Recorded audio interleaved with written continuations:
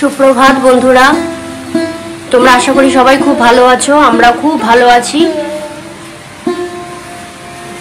মায়ের মুখ দর্শন করি আজকে সকালটা তোমাদের শুরু করলাম। আমাদের খুব সুন্দর করে পুজো হয়েছে। আজকে সকালবেলা কাজ বলতে দধিকর্মা হবে, আর মায়ের চলে যাবার সেই রীতি আমরা পালন করব।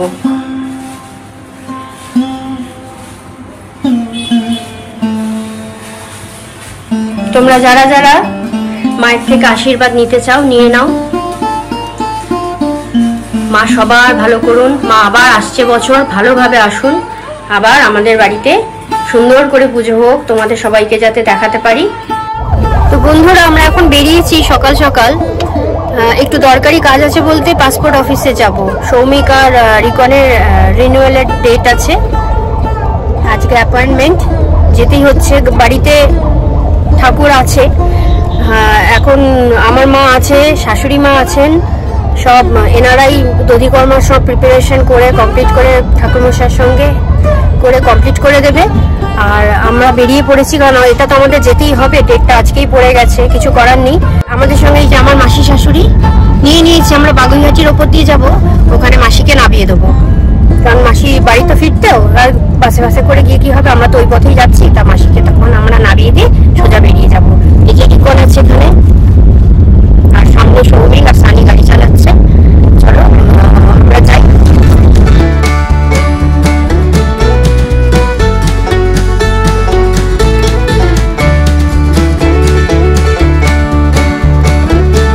তো বন্ধুরা, আমরা এখন পাসপোর্ট অফিসে পৌঁছে গেছি। এখন আমাদের টাইম হয়নি, আমরা গাড়িতেই ওয়েট করছি, একদম গেটের মুখেই দাঁড়িয়ে আছি। ওই জন্য গাড়ি থেকে নামিয়ে নিলাম। প্রচন্ড বাইরে রোদ্দুর, আর রোদ্দুরে সবাই একটু সাবধানে থাকবেন, কারণ এই সপ্তাহটা না প্রচন্ড গরম যাবে, যেটা ফোরকাস্ট হচ্ছে, ওয়েদার ফোরকাস্টে যেটা বলছে। আপনারা বেশি করে জল খান, একটু ফুল স্লিভ জামা কাপড় পরে রাস্তায় বেরোবেন, আর যদি দরকার না থাকে তাহলে বেরোবেন না। বন্ধুরা, তোমরা দর্পণের মাধ্যমে মায়ের ভাসানের রূপ দর্শন করো। মা কৈলাসে ফিরে যাচ্ছেন, আবার আসছে বছর আসবেন। আমরা আজকেই পাসপোর্ট অফিস থেকে ফিরে দুপুরেই মাকে ভাসান দিলাম, কারণ কাল যেহেতু বৃহস্পতিবার, কালকে আর পাঠাতে পারবো না মাকে, তাই আজকেই ভাসান দিলাম। গুড মর্নিং বন্ধুরা, কালকে আর ব্লগটা কন্টিনিউ করতে পারিনি, কারণ আমরা পাসপোর্ট অফিসে গেছিলাম বললাম। আসার পরে সৌমিক বললো সন্ধ্যেবেলা কাকে পাবো না পাবো, ঠাকুর ধরে তো জলে দিতে হবে। তা তখন সানিকে বললো তুই কয়েকজনকে নিয়ে আয়, আমরা নিয়ে এই দুপুরবেলা ঠাকুরকে দিয়ে দিই, কারণ আমাদের বিসর্জনের সমস্ত রীতি রেওয়াজ হয়ে গেছিলো। আমরা যখন পাসপোর্ট অফিসে গেছিলাম, আমার মা শাশুড়ি মিলে ঠাকুরমশাইয়ের সঙ্গে হাতে হাতে সব কিছু আমাদের কমপ্লিট করে দিয়েছিল। তো যাই হোক, আমরা আসার পরে ঠাকুর ভাসান দিয়ে দিয়েছি। আর তখন এত গরম লাগছে, আমি আর ভিডিওটা অন করতে পারিনি। সে যাই হোক, সারাদিনটা এইভাবে কালকে কেটে গেছে, ওই জন্য আজকে নেক্সট দিনে আবার একটা ভিডিও শুরু করলাম আমি। যাই হোক, সৌমিক চলে গেছে এখন বাজার করে ও অফিস চলে যাবে। আসার পরে ও টিফিনটা খাবে। আমাদের চা সবার খাওয়া হয়ে গেছে।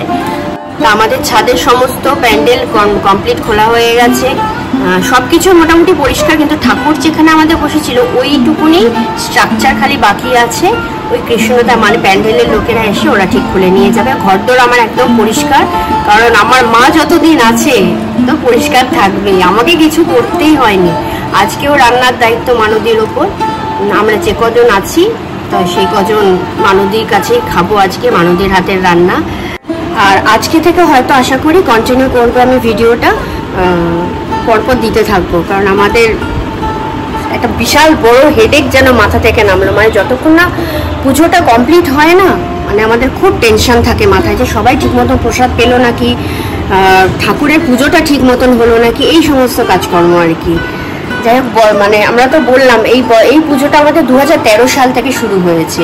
এখন যাচ্ছি, চলো টাটা, পরে আসছি আবার। রোদ্দুর পুরো খা খা করছে গো বন্ধু। এর মধ্যে বাচ্চাগুলো স্কুলে যাবে। হেরিকোনা এখন স্কুলে বেরোচ্ছে।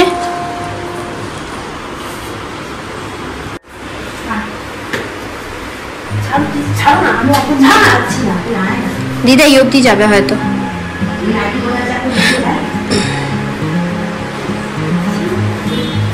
যাও, টাটা বাবা। জল খাবে, আগে ওই লাল বোতলটা ফিনিশ করবে। হ্যাঁ, সব লিখে আসবে আর একদম হুড়োহুড়ি করবে না। লিখন স্কুলে বেরিয়ে গেছে, সবার টিফিন কমপ্লিট হয়ে গেছে। শ্রমিক অফিস থেকে এসে টিফিনটা করলো, আর এখন আমি একটু টিফিন করে নিচ্ছি। মানুদি আজকে করেছে রুটি, আলুর দম, রুটি আর মিষ্টি আছে, সবাইকে মিষ্টিও দেওয়া হয়েছে। বাড়ি এখন ফাঁকাই বললেই চলে। আমার মা আছে, আর কেউ না। মাসি শাশুড়িরা কালকে এক মাসি শাশুড়িকে নামিয়ে দিয়ে এসছি, উনি চলে গেছেন। বাড়ি এখন সেরকম আর কেউ নেই। আমার দিদিরা তো সেদিনকেই চলে গেছে, সবাই মাসি দিদি সব চলে গেছে সেদিনকে। শুধু আমার মাসি শাশুড়ি ছিলেন। আমরা যখন কালকে পাসপোর্ট অফিসে যাচ্ছিলাম না, তখনই নামিয়ে দিয়ে গেছি মাসিকে। এখন আসে বলতে আমার মা শুধু আছে। আজকে সন্ধ্যাবেলা চলে যাবে, বাপি আসবে নিতে, চলে যাবে। আজকে রান্নার মধ্যে হচ্ছে আম দিয়ে টকের ডাল। সৌমিকের জন্য আলাদা করে আমের চাটনি করে রেখে যাচ্ছে মানুদি, একটু ভালোবাসে বলে। কচুরলতি আর এঁচড়ের ডালনা আর মাছ, এই রান্না হচ্ছে।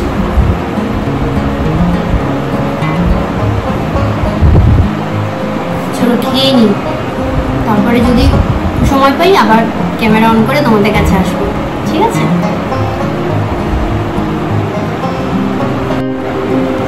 গুড ইভিনিং বন্ধুরা। দুপুরবেলা তোমাদের আর খাবার দাবার কিছু দেখাতেই পারিনি। চারদিক গোছাতে গোছাতে জিনিসপত্র, ধরো ঠাকুরের বাসন ফাসন সব এইসব গোছানো। আবার আমাদের ওই যে ভেতরে যে ঠাকুর রাখা হয়েছিল, ওখানে যে স্ট্রাকচারটা হয়েছিল ওইটাও খুলতে চলে এলো। এইসব নানা রকম কাজে তখন আর হয়নি। আর খেয়ে দিয়ে এমন একটা ঘুম দিয়েছি, চোখ মুখ দেখেই বুঝতে পারছো মুখটার, মনে হয় অনেকদিন পর যেন একটু শান্তিতে ঘুম দিলাম। যাই হোক, মানুদি আছে এখনো, তো মানুদি একটু চা করে দিল, আমরা এখন সবাই মিলে চা খাচ্ছি। তো বন্ধুরা এখন 8:30 মতন বাজে, বাপি এসে গেছে। বাপি মাকে নিয়ে চলে যাচ্ছে। আমার যতটা মন খারাপ, রিকনের বেশি মন খারাপ। রিকনের মনটা খুবই খারাপ। মানে ও আমার মাকে এত ভালোবাসে, এত ভালোবাসে, মানে চিন্তার বাইরে। মানে আমার মা ছাড়া আর চলবেই না, চলবেই না। দেখো এই যে আমার বাপি এসছে,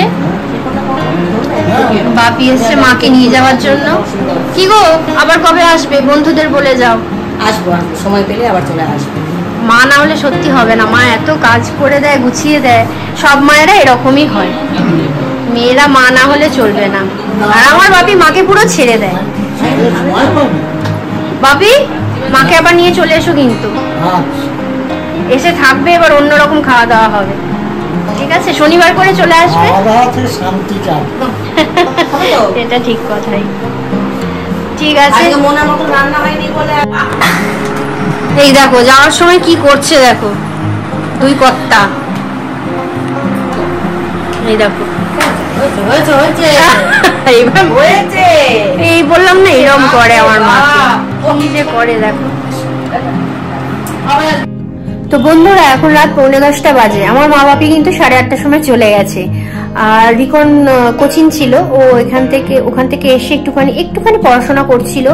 বললো 2 দিন পড়াশোনা হয়নি, মা একটুখানি নিয়ে বসিও। নিজের মতন করছিল, করে টোরে ওর খিদে পেয়ে গেছে। ওর তাহলে রাত্রে ডিনারটা করে নিচ্ছে। আমরা বললাম তুই খেয়ে নে, বাবি যখন আসবে তখন আমি আর বাবি খাবো। তো যাই হোক, আর ভিডিওটা আমি বেশি বাড়াচ্ছি না, এখানেই রাখছি। তোমাদের ভিডিও যদি ভালো লাগে, কি ভালো লাগে না সেই কমেন্টসটা অন্তত লেখো। তোমরা কি দেখতে চাও আমার কাছ থেকে, কি ধরনের ভিডিও চাও সেটা লেখো, তাহলে আমি বুঝতে পারবো। কনভারসেশন না করলে আমি কি করে বুঝবো বন্ধুরা যে তোমরা কি পছন্দ করছো না করছো। তো যাই হোক, এখানেই রাখছি, আর বেশি বাড়াচ্ছি না। সবাই কিন্তু লাইক করো, হ্যাঁ, আর কমেন্ট করো, বললামই। সাবস্ক্রাইব করে দিও নতুন বন্ধুরা। রাখি তাহলে, টাটা, গুড নাইট।